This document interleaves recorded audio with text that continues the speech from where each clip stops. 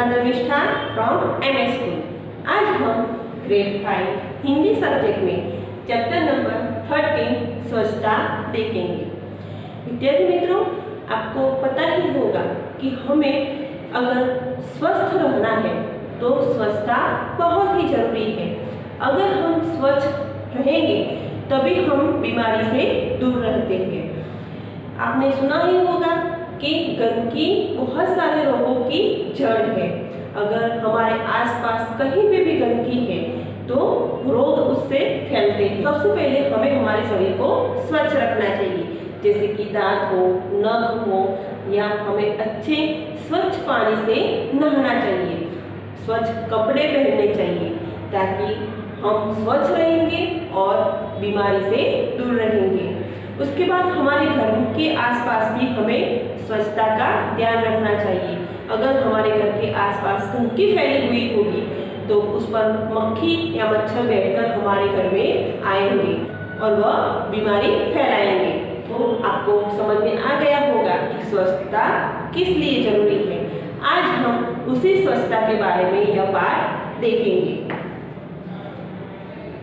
स्वच्छता, उसका दूसरा अर्थ होता है सफाई या निर्मलता।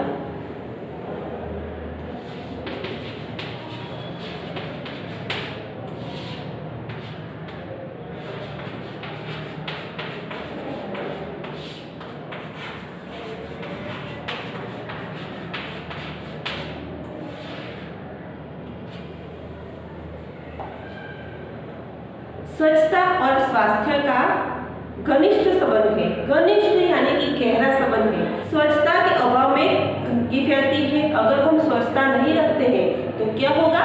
गंदगी फैलेगी। गंदगी रोगों की जड़ है। रोग, उसका दूसरा अर्थ होगा बीमारी।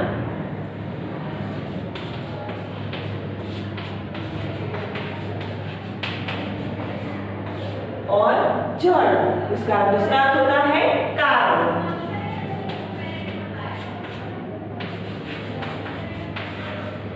या फिर आधार।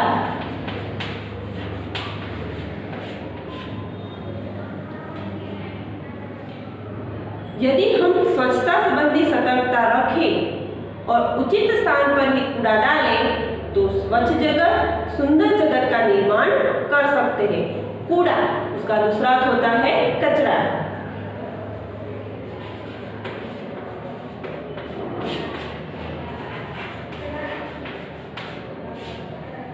कि हम स्वच्छता संबंधी अगर सतर्कता रखें तो, और जो कूड़ा है हमारे घर का जो कचरा होता है वो हम उसको उचित जगह पर डालें तो क्या होगा? स्वच्छ जगत और सुंदर जगत का हम निर्माण कर सकेंगे, साथ ही स्वस्थ भी रह सकते हैं। अब हम आगे जो इकाई है वह शुरू करते हैं। एक दिन अजय ने मोहन को अपने जन्मदिन पर बुलाया। जन्मदिन, उसका दूसरा अर्थ होगा सालगिरह।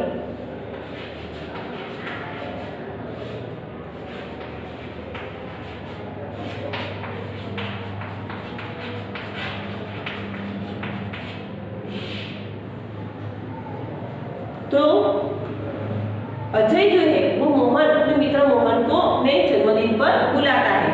मोहन ने उसे उपहार में देने के लिए कहानियों की एक पुस्तक खरीदी। उपहार यानी कि भेंट या तोहफा।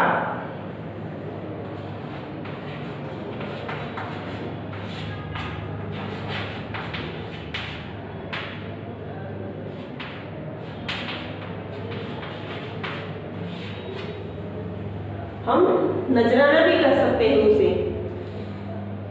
तो देखो, अगर हम अपने मित्र को कोई उपहार देते हैं तो कोई शोपीस देते हैं या कुछ ऐसी चीज देते हैं जो उसके कभी उपयोग में आती नहीं है, लेकिन यहाँ पे जो मोहन है वो अपने मित्र को कहानियों की पुस्तक लेता है जिससे वह उसको पढ़ सके। तो विद्यार्थी मित्रों, हमें भी अपने जीवन में अगर अपने मित्र या अपने भाई बहन को कोई ऐसा उपहार देना हो तो हम ऐसी कोई पुस्तक देंगे जिससे उनका ज्ञान बढ़े। उसे रंगी कागज में लपेटा और अजय के घर चल पड़ा। जैसे ही मोहन अजय की गली में पहुंचा, उसके ऊपर एक केले का छिलका आ गिरा। छिलका यानी कि जो फल आदि का जो आवरण होता है उसको कहते हैं छिलका। तो जो केले के ऊपर का छिलका है वह उसके ऊपर आ गिरता है। छी छी, कितनी बुरी आदत है सड़क पर छिलका फेंकना। मोहन ने मन में सोचा। वह मन में सोचता है, जैसे उसके ऊपर केले का छिलका पड़ता है तो वह मन में सोचने लगता है कि देखो लोगों की कितनी बुरी आदत है। उसने छिलका उठाया और इधर उधर देखा। कुछ दूरी पर उसे एक कूड़ादान दिखाई दिया। कूड़ादान यानी कि कचरा डालने का डिब्बा।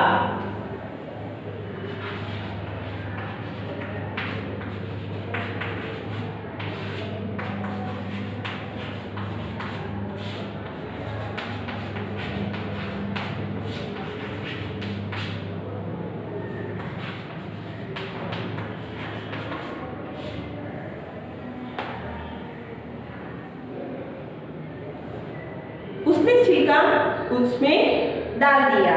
बहुत सा कूड़ा कूड़ेदान पर बाहर फैला हुआ था। उसने उस छिलके को उस कूड़ेदान में डाल दिया, लेकिन उस कूड़ेदान के आसपास बहुत सारा कचरा फैला हुआ था।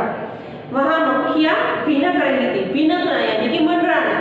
जो कूड़ा है, जो कचरा पड़ा हुआ है, उसके ऊपर बहुत सारी मक्खियां मंडरा रही थी और चारों ओर गंदगी फैली हुई थी।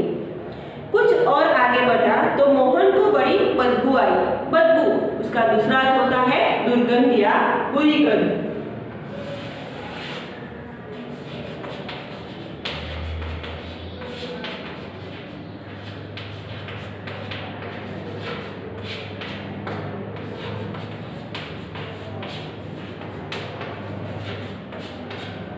तो वो थोड़ा आगे बढ़ता है तो उसको बदबू आती है। उसने देखा नालियों में कूड़े के कारण पानी रुका हुआ है। जो नालियां है जिसमें से गंदा पानी बाहर गांव के बाहर या शहर के बाहर निकलता हो, ऐसी नालियों के में बहुत सारा पानी रुका हुआ है। उसी पानी से बदबू आ रही थी। मोहन नाक पर रुमाल रखे अजय के घर पहुंचा। वहां अजय के और भी कई मित्र आए थे। अजय ने मोहन को अपनी माँ और पिताजी से मिलाया। अजय की दादी जो बीमार थी, मोहन उनसे भी मिला। मेज पर खाने की चीजें रखी थी जिन पर बार बार मक्खियां आ जाती थी। मोहन ने अजय से कहा, अजय तुम्हारे मोहल्ले में इतनी गंदगी क्यों है? क्या नगर पालिका इसे साफ नहीं कराती? अजय की माताजी ने कहा, बेटा नगर पालिका की गाड़ी आया करती है, जगह जगह कूड़ेदान भी है, पर कुछ लोग उनमें कूड़ा नहीं डालते। वे कूड़ा सड़क पर ही फेंक देते हैं, इसलिए सफाई नहीं रहती। जो लोग होते हैं वो कूड़ा कूड़ेदान में डालते नहीं, ऐसे सड़क पर फेंक देते हैं, इसलिए सफाई रहती नहीं है। दूसरे दिन पाठशाला में मोहन ने अपने अध्यापक को यह बात बताई। अध्यापक उसका दूसरा अर्थ होगा शिक्षक।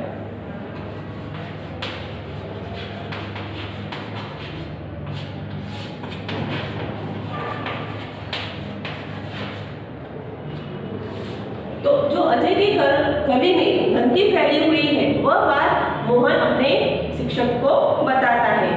अध्यापक ने कहा, तुम ठीक कहते हो मोहन, गंदगी बहुत से रोगों की जड़ है। जो गंदगी है बहुत सारी बीमारियों का कारण है। नगर पालिका का काम नगर को स्वच्छ रखना तो है, पर हमें भी नगर पालिका की सहायता करनी चाहिए। सहायता यानी कि मदद।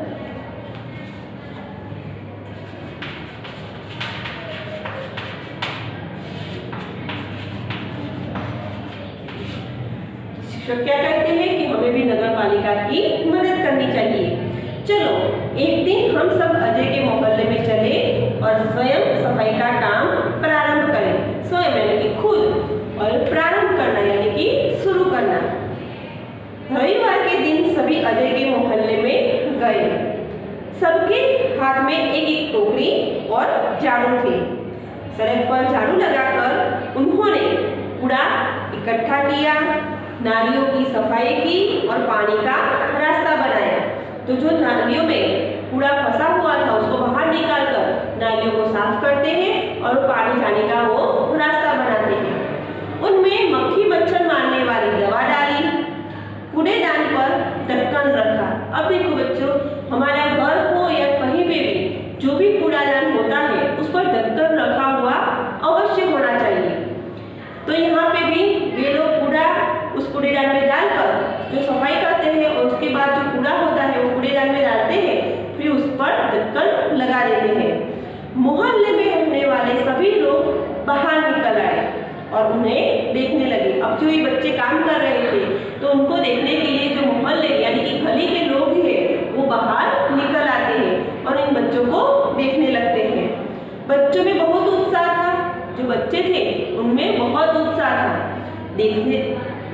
देखते पूरा मोहल्ला स्वच्छ हो गया।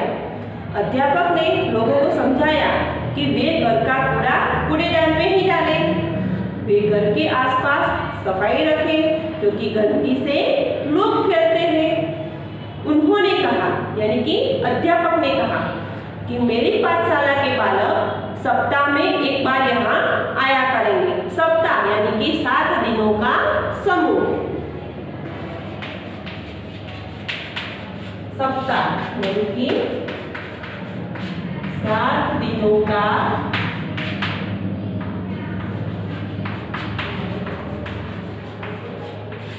समूह, इसे हफ्ता भी कहते हैं।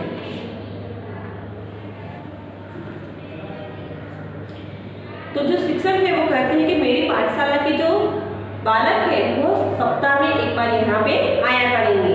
वे आपके मोहल्ले को साफ करेंगे।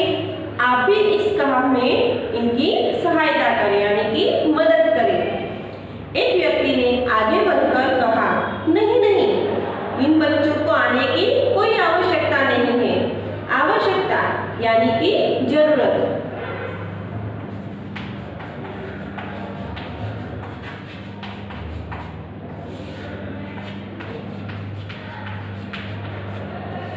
तो जो गांव के लोग इकट्ठे हुए थे यह सब देखने के लिए, तो उनमें से एक व्यक्ति आगे बढ़कर कहता है कि नहीं नहीं, इन बच्चों को आने की कोई जरूरत नहीं है।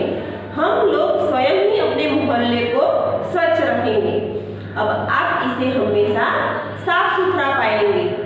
तो विद्यार्थी मित्रों, मैं भी आशा रखती हूँ कि विद्यार्थी मित्रों आपको भी स्वच्छता का महत्व समझ में आ गया होगा और आप भी अपने घर के आसपास स्वच्छता